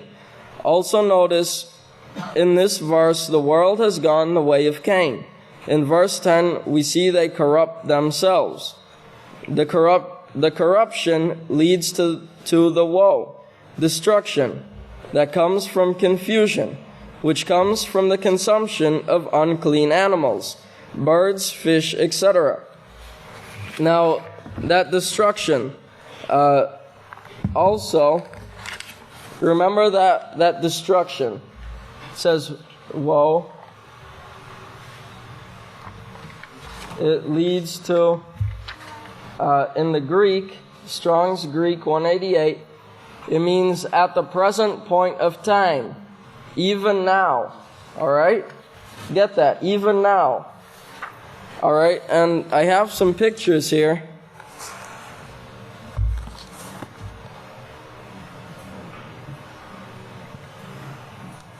Alright, and it's even now. This is the destruction that's occurring in Syria right now. Alright? This is all destruction. And if you see here, it even has the face of death right there. Alright? So get that. The destruction is even right now. Alright? It also means to be at the prime, become ripe. To be at the prime. And remember, that's 2016. This is the year for nuclear war. Now that's all the time I have. Praise Yahweh. The numbers are showing a lot. Alright? So if y'all please stand. I'd like to turn it over to the next speaker, son of Yisrayl Abel, Deacon Yisrayl Hawkins. Shabbat Shalom, everyone. You may be seated. May the peace of Yahweh be with each and every one of you. The title of my sermon today is Trust in Yahweh. Now, the definition of the word trust from Merriam-Webster's says, assured reliance on the character, ability, strength, or truth of someone or something. One in which confidence is placed to rely or to really rely on the truthfulness or accuracy of and believe. And if you remember positive law number 1, believe in Yahweh as the only source of power in the universe. And prohibitive law number 1 says, do not trust in any power but Yahweh. And if you'll turn over to Proverbs chapter 3, found on page 497. Proverbs chapter 3, and look at verse 4. Well, let's go up to verse 3. It says, do not let mercy and truth forsake you. Tie them around your neck, write them on the tablet of your mind. And remember, the laws of Yahweh are truth. Then you will find honor, high esteem, and approval in the eyes of Yahweh and man. Trust in Yahweh with all your heart, and do not lean upon your own understanding. In all your ways acknowledge Yahweh, and He will direct your paths. Now the house of Yahweh, as we all know, is built on prophecy, and it is for the believers, so that they can have confidence and trust in Yahweh. And what Yahweh wants you to develop in your minds is to trust in Him. And that is what Yeshua preached. He said, the reason I show you these things in advance is so that when they come to pass, you will know there was a prophet among you. And this was true. Then you can trust in Yahweh forever. In the 7th book of Yisrayl, part 2, chapter 27, verse 41, it says, let's go back over to Matthew 18. The wise, the ones who will do this, put their trust in Yahweh.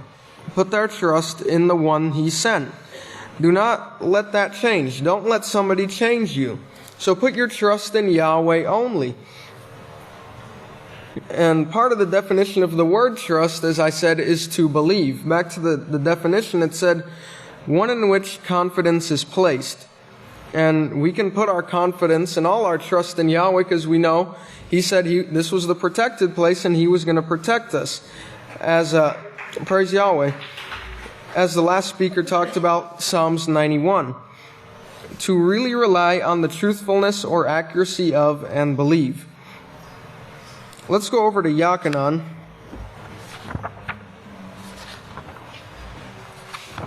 Yachanan chapter 6 and verse 29, found on page 821. Yachanan 6 and verse 29. It says here, Yeshua answered and said to them, "This is the work of Yahweh, that you believe into him whom he has sent." So if we don't put our trust in Yahweh and believe into the one sent and the prophecies, and when these things start occurring, like the one sent Pastor Yisrayl Hawkins said, it's going to get nasty. And if we trust in Yahweh, then you're not going to be shaking in your boots. You're not going to think that there's another place out there that can offer you protection. This is the protected place. Praise Yahweh. Back to the 7th book of Israel, part 2, chapter 21, and verse 18. It says here, and if you think we can't be raided, it would be up to Yahweh to prove whether or not you got liquid for a backbone, or whether you really got the Spirit of Yahweh and you're trusting in Yahweh. If you trust in Yahweh, you won't be, shaking in your boots and turning and going and serving the Baal world, like you've done already with your telephone and your gossip. So, as Pastor talked about last week, you can serve Baal on your telephone. It's that easy. Going to the 8th book of Israel, part 2, chapter 22, verse 82, it says, "What is going to take place very soon is nuclear war in and around the great river Euphrates that will spread to all the earth, including America." Of course, as the prophecy shows, Yahweh said there's going to be a protected place. Enemies will try to get you destroyed. They will. Yahweh says they will. They're going to try to use the municipal system to try to destroy the work of Yahweh. That's what they've always used. The Catholic Church sets up this municipal system, and it uses it to the fullest. Verse 39. Verse 82, verse 39. "And all these, having obtained a righteous report through the faith, through the trust in Yahweh, and today our trust in Yahweh and Yeshua in this very soon coming kingdom now, have not received the promise as yet, but will. They'll receive it with us, because you'll resurrect them, and they'll receive their place in the kingdom along with us." So they had trust. All the people that were mentioned in Hebrews chapter 11, they had trust in Yahweh. Can I get my audio clip?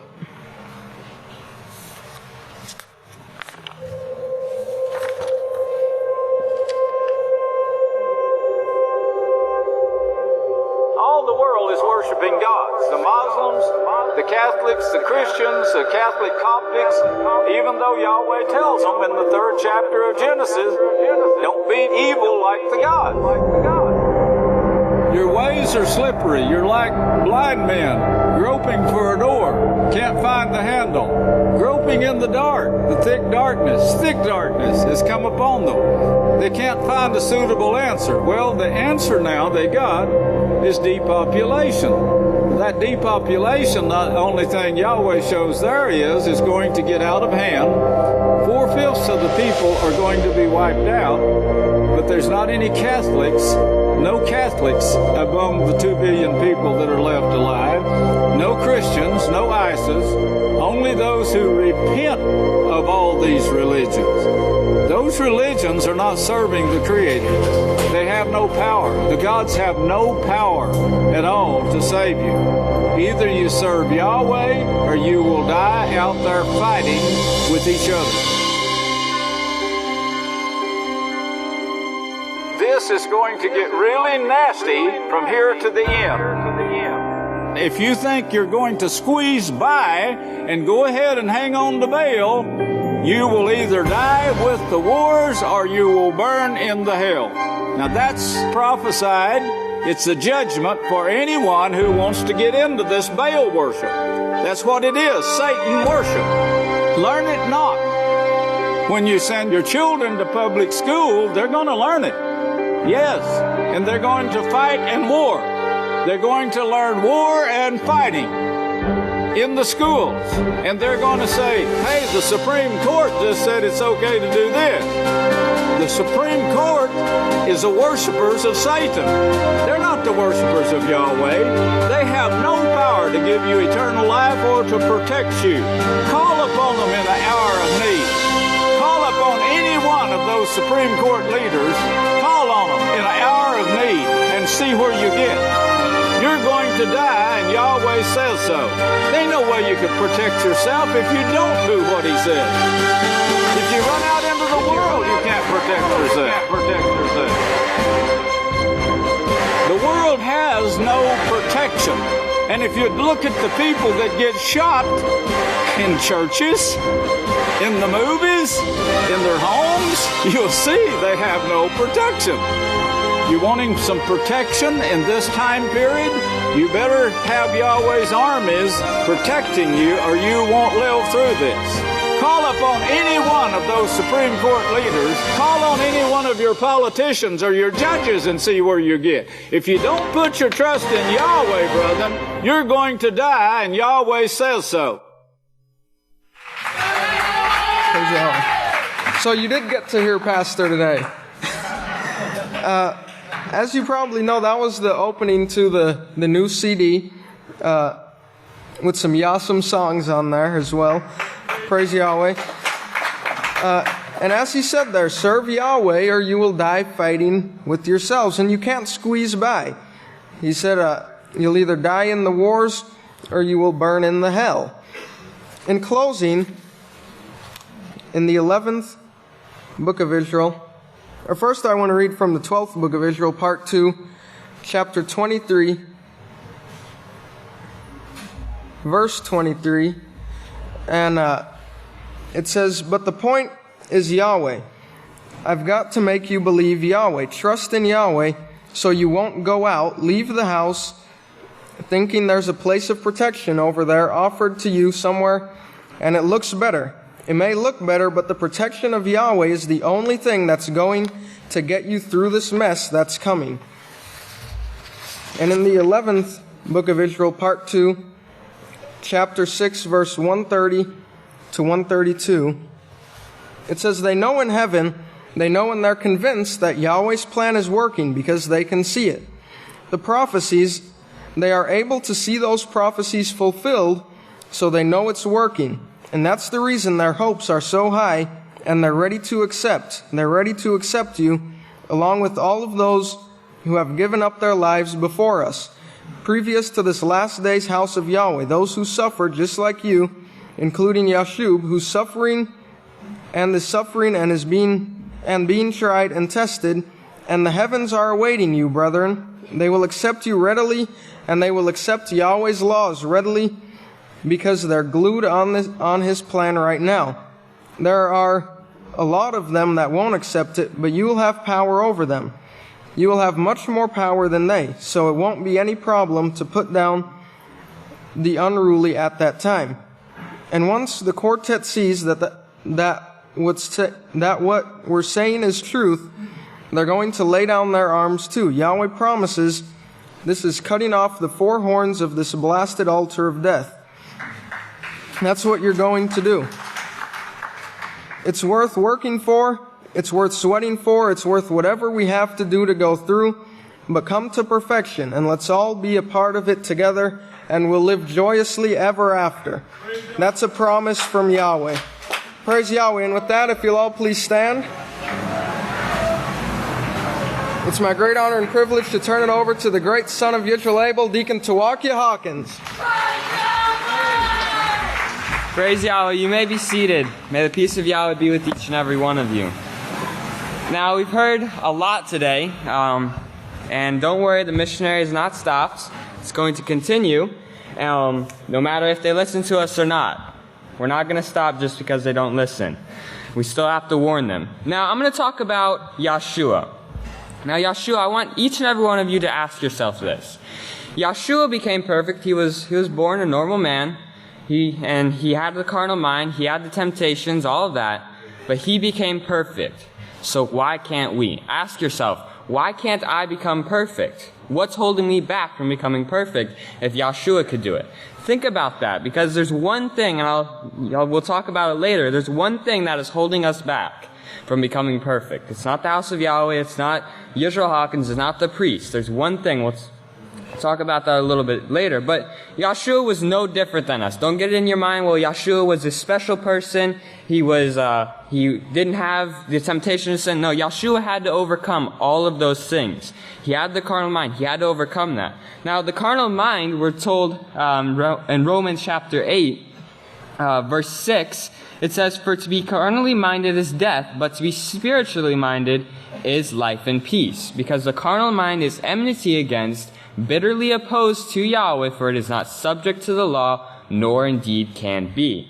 So notice that's two completely different things. One is life and peace, the other one is death. Now we see life and peace where? We see life and peace where? At the house of Yahweh, right. We don't see life and peace out in the world. We see death. So we can see where the difference there, and where you can't get those mixed up.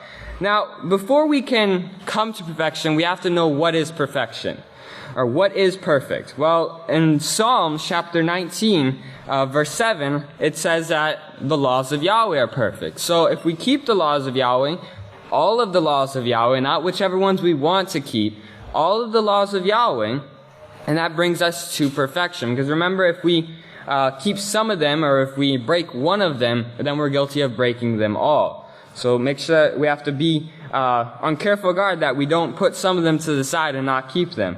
Now remember, a couple of verses down in Psalms 19 verse 10, we'll read that real quick. Psalms 19 verse 10. It's on page 441. It says, They are more to be desired than gold, yes, than even much fine gold. They are sweeter than honey and the honeycomb. So, gold. The world looks at gold as something very valuable, right? Well, here's 17 of the most expensive things on this planet. And just keep in mind, as I read these, the laws of Yahweh are much, much, much more valuable than any of these things. Okay, so it says, the thing about being rich is you can afford to be eccentric, or that's unusual, different, and no one will laugh at you. And also, the things about having lots of money to spend is that you can buy the most ridiculous things at even more ridiculous prices and show it off. So coming in at 17, a crystal piano. A piano made entirely out of crystal, one of the most expensive instruments in the world, $3.2 million. Magnetic floating bed, $1.6 million. The domain, an internet site, $16 million. Okay? A dead shark. It's an art piece which is basically a tiger shark in a tank full of formaldehyde, $12 million. Okay? Villa Leopolda, $506 million. It's second most expensive home on the planet. It served as a World War II hospital. A gold-plated Bugatti Veyron, $10 million.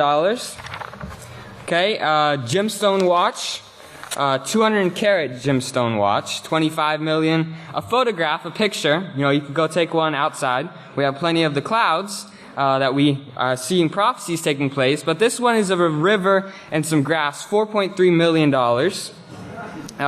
There's a painting, I'm not even going to try to pronounce it, $104 million. A bracelet, a diamond panther bracelet, $12.4. A feather of a hua bird, which is an extinct bird, $10,000. A parking spot in Manhattan, $1 million. The perfect pink, it's a pink diamond, $23 million. Okay. Another painting of two card players playing cards, $260 million. Another car, Ferrari, $52 million. And a building, it's called the Antilla, $1 billion. It's a 34-story mammoth of a home. Is designed to survive an earthquake of a magnitude 8 and contains 3 helipads with parking space enough for 160 cars. And then last but not least, a yacht. History Supreme. This yacht is plated with 100,000 kilograms of gold and platinum, and has other extravagances like statues made of a T-Rex's bone and wine glasses made of an 18-karat diamond. Some reports that this might be faked, emerged in 2011. However, this yacht was confirmed to exist again in 2014. So that cost $4.5 billion. Okay? So this is what's valuable to the world. Physical things. But what do we value here at the house of Yahweh?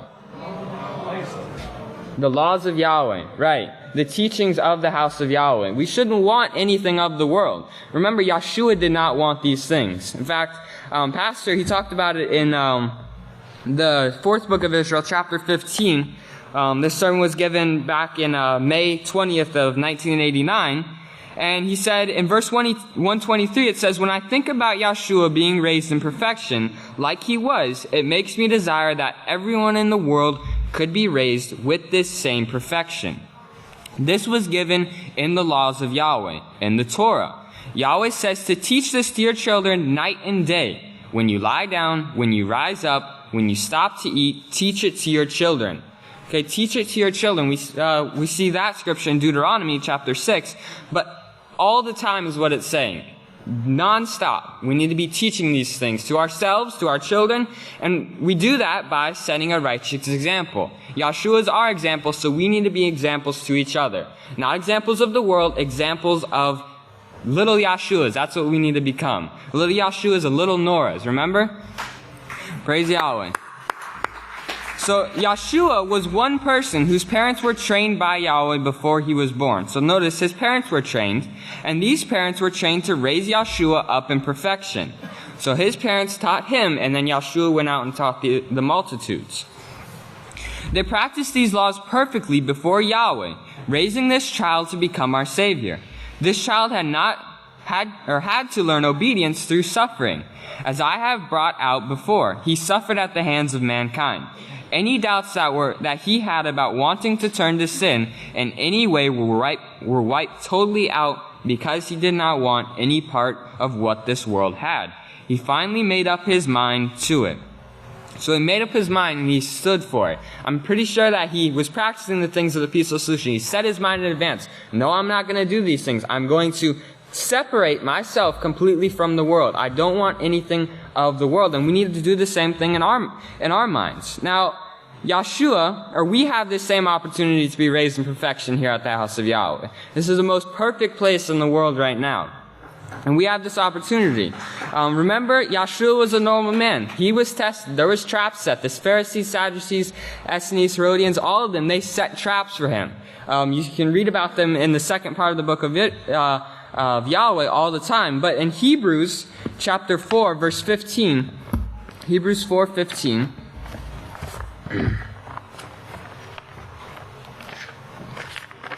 on page 945, it says, verse 15, "For we do not have a high priest who cannot sympathize with our weakness, because in all ways he is in all ways tempted as we are, yet was without sin." So he was tempted. He was, remember in Matthew chapter 4, where Satan, he came to him, "Well, you're hungry, right? So turn these stones into bread."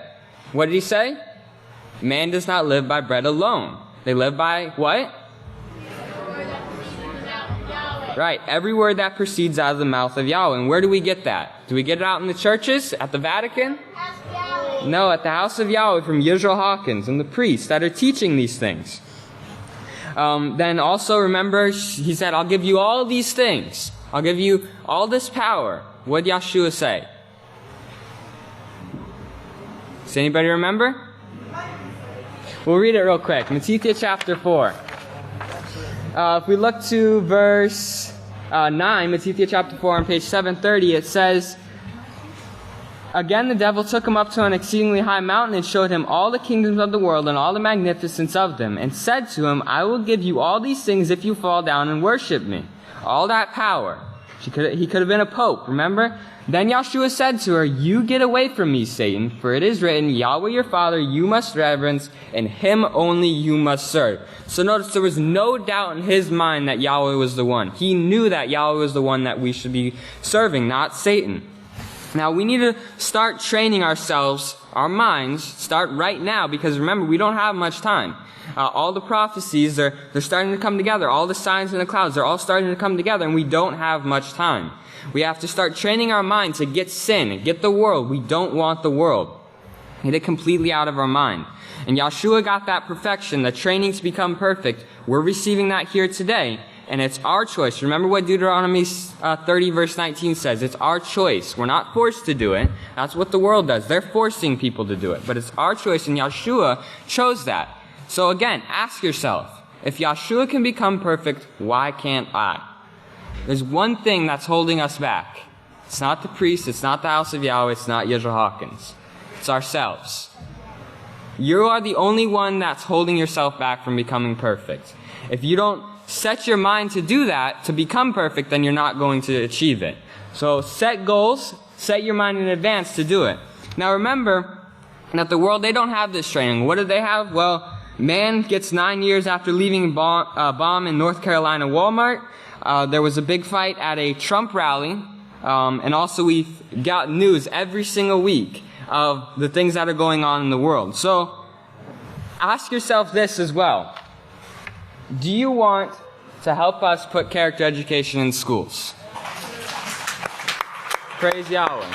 So there's a petition. Now you can go to ipetitions.com/petition/save our children's future to sign this petition, and it's to get character education into the schools, because that's the only thing that is going to solve this problem, the peaceful solution. And the peaceful solution is nothing different than what is taught here at the house of Yahweh.